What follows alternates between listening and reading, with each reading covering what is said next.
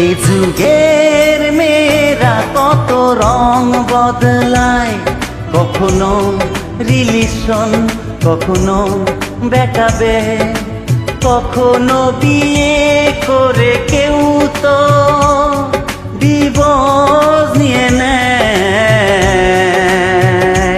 এ যুগের মেয়েরা কত রং বদলায়, কখনো রিলেশন, কখনো বেটাবে, কখনো বিয়ের পরে কেউ তো ডিভোর্স নিয়ে নেয়।